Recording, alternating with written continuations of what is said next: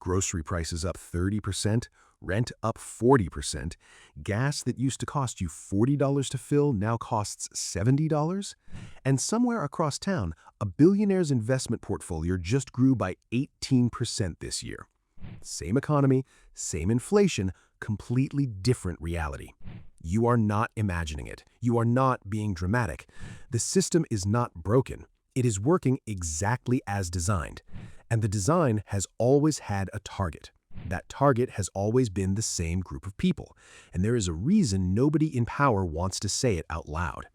Inflation does not hit everyone equally. It never has.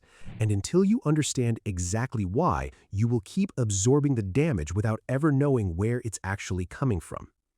Let's talk about your real life for a moment. You budget carefully. You cut back where you can. You stopped eating out as much. You switch to store brands. You meal plan. You compare prices before you buy anything. You do everything the financial advice columns tell you to do, and you are still falling behind. Your paycheck is the same, your rent went up $300 this year, your grocery bill is $150 more per month than it was 2 years ago, your car insurance jumped, your utility bills climbed, your health insurance premium increased again, and the raise you got at work, the one that felt like real progress, got completely swallowed before you even had a chance to feel it. You are working harder than ever and somehow ending up with less every single month. And then you turn on the news and they tell you inflation is cooling down, that things are getting better, that the economy is recovering. And you sit there staring at your bank account thinking, recovering for who? Because it is absolutely not recovering for you.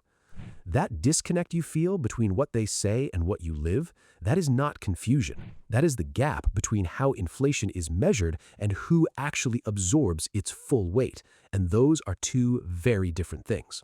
Here's something that'll reframe this entire conversation. In 1973, economist Robert Hollister published research showing that low-income households experience a functionally different inflation rate than wealthy households because they spend their money on completely different categories of goods. This was not a radical idea. It was mathematically provable, and it's been confirmed repeatedly by researchers for over 5 decades. The Consumer Price Index, the CPI, the number the government uses to measure inflation and the number every news anchor quotes, is an average. It measures a basket of goods across a theoretical American household, but the average American household does not exist. What exists are households at the bottom spending 90% of their income on food, rent, utilities, and transportation, the exact categories that inflate fastest and hardest, and households at the top spending a fraction of their income on those same necessities while the rest sits in assets that inflate in their favor. Same CPI number, completely different lived reality. The inflation rate you actually experience, the one hitting your grocery cart and your rent and your gas tank, is not 4%. It's not 6%. For households in the bottom 40% of income, independent researchers at the Ludwig Institute for Shared Economic Prosperity estimated that real experienced inflation during the 2021 to 2023 period was running closer to 14 to 17% annually. That is not a rounding error. That is a system that measures pain for the wrong people and calls it data. Here's the first reason inflation always finds the poor first, and it comes down to one brutal mathematical reality. Rich people spend a small percentage of their income on survival. Poor people spend almost all of it. When you earn $250,000 a year, your rent, food, utilities, and gas might consume 20% of your take-home pay.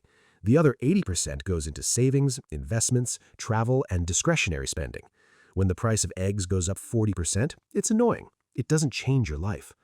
When you earn $42,000 a year, which is close to the median individual income in America, your rent, food, utilities, and gas consumes 70 to 85% of your take-home pay. When the price of eggs goes up 40%, it comes directly out of money you were already stretching. There is no cushion. There is no flex. Every dollar of price increase is a dollar removed from an already thin margin. This is called spending concentration. And it means that the categories of goods that inflate most aggressively, food, housing, energy, and transportation, are the exact categories where lower-income households are most exposed. not by coincidence, by the structural reality of what survival actually costs. But here's the problem. It gets worse when you look at where inflation starts. Most people think inflation is just prices going up. That's the symptom, not the cause. Inflation is created in one of two primary ways.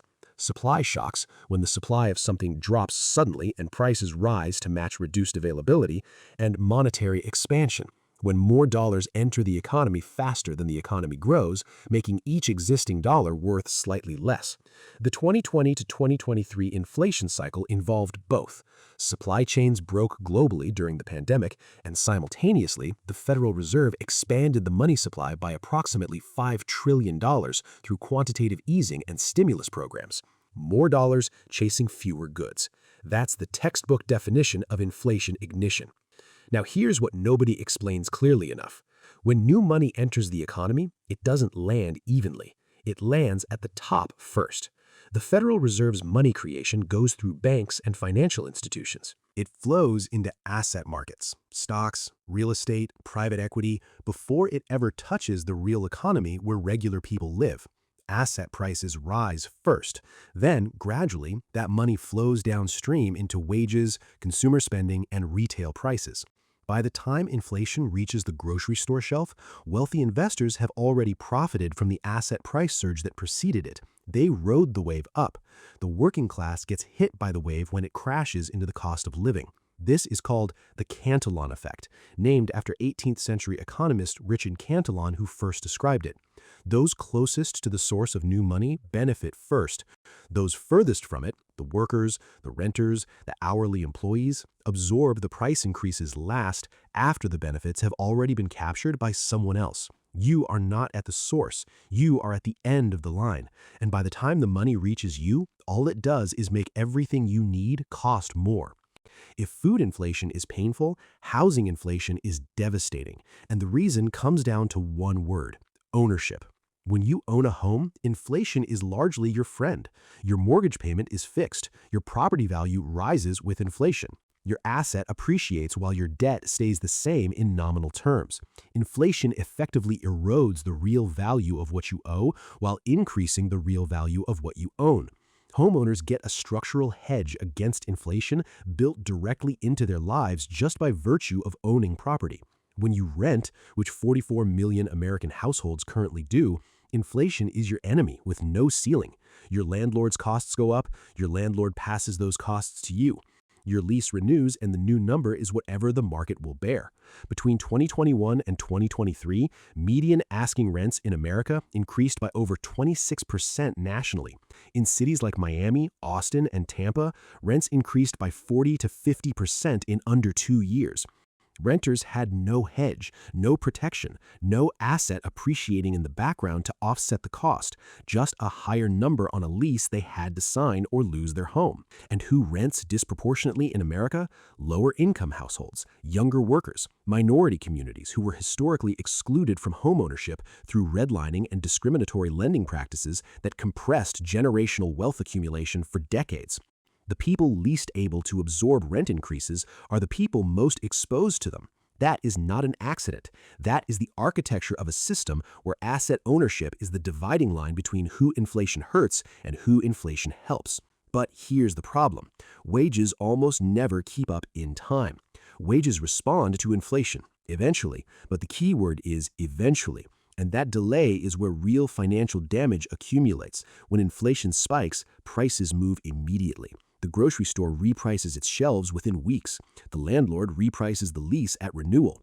The gas station reprices the pump daily. These are market mechanisms that respond in real time. Wages do not respond in real time. Wage negotiations happen annually at best. Union contracts lock rates for years. Minimum wage at the federal level has not increased since 2009, sitting at $7.25 an hour, while the purchasing power of that dollar has dropped by over 30% since then. Non-union workers in service industries, retail, food service, and logistics, the backbone of the American working class, negotiate their pay individually, infrequently, and from a position of significantly less leverage than their employers. What this creates is a lag window, a period of months, sometimes years, where prices have already risen, but wages have not yet caught up. During that window, real purchasing power drops. The paycheck covers less than it did before, and the people living closest to the edge of their income feel that drop immediately and completely. When wages do eventually rise, the Federal Reserve often responds by raising interest rates to cool the economy, which slows hiring, suppresses wage growth, and makes borrowing more expensive for the working class. It's a cycle with no comfortable exit for those at the bottom, and understanding that cycle is the first step towards building a life that sits above it. Here's the deepest truth in this entire conversation, and it requires honesty to sit with. Inflation is not a natural disaster. It's not lightning striking randomly. It's a predictable, documented, structurally consistent transfer of purchasing power from people who hold only cash and wages to people who hold assets. Every inflationary period in modern American history has followed this pattern. The poor absorb the cost, the asset-owning class absorbs the benefit, and the gap between them widens.